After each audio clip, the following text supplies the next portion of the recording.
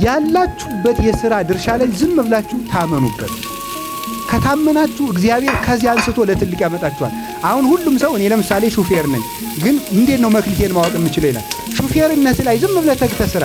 እግዚአብሔር ከዚያ በኋላ ወደምትፈልገው ትልቅ ነገር ከዚያው እንዴት እንደሚያነስህ ያውቃል። እያነበብክ እየተማርክ ያለህበት ቦታ ላይ ታመን ነው። ላንሳላችሁ ምሳሌ። እሺ ዳዊት ምን ይጠብቅ ነበር? በሉ እንጂ በግ ሲመጣ ምን ያደርጋል? ተግቶ ነው የሚጠብቀው።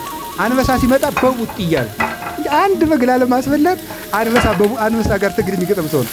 ኦሆ የአንድ በግ ነፍስ አሳዝኖት እንደዚህ ዱላ የሚገጥም ከሆነማ እስራኤልን ጠብቅ ብለውማ እንዴት አድርጎ ይጠብቃል? አድርግና ምን አለው እግዚአብሔር? የእስራኤል ንጉሥ አደረገው። በግ ጥበቃን ካከበርካት ለንጉሥነት ይሾምሃል እግዚአብሔር። ልብ በሉ። ሁለተኛ ሙሴ ምንድን ነበር? ምን ይጠብቅ ነበር? በሉ ነገር እንጂ በግ በምድረ በዳ ኦሪት ዘጸአት ምዕራፍ 3 ላይ ተመልከቱ።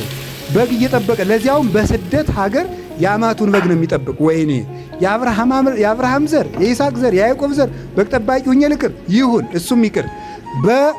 በማደጎ የፈርዖን የልጅ ልጅ ነው። ቤተ መንግሥት እቀማጠል የነበረ ሰው እዚህ በግ ስጠብቅ መዋል በምድያም አላለም። በጎቹን ተግቶ ሲጠብቅ እግዚአብሔር በነበልባል ተገለጠለት። ያለችህን ሥራ ካከበርካት እግዚአብሔር ከዚህ በኋላ ምን አደረገው?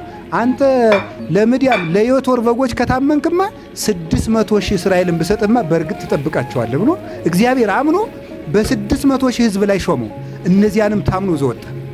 እግዚአብሔር እንኳን እንዲሁ ይገርማል እኮ እንኳን ሙሴ ሊያጠፋቸው እግዚአብሔር እስራኤልን ላጥፋ እያለ ራሱ ባለቤቱ እነሱን ካመታጠፋ እኔን አጥፋኝ እያለ የሚጸልይ በጎ እረኛ ሆነ።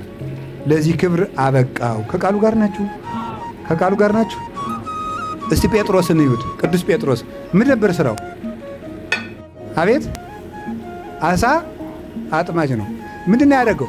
አሳ ነበር። በቀን አየችን አሳ ያውም ሲለፋ ውሎ የማያገኘው አንድ አሳ ሲጠብቅ ነበር የሚለው ጌታ ምን ነው? ከዚህ በኋላ አንተ በ55 ዓመቱ እኮ ነው እግዚአብሔር ያሳያችሁ። በ55 ዓመቱ አሳ እያጠመድኩ ብሎ አላማረረም። አሳዋን ያጠምዳል። ዝም ብሎ ስራው ናት። ስራችሁን አክብሩት። አሳውን ሲያጠምድ ጌታ መጥቶ ምን አለው?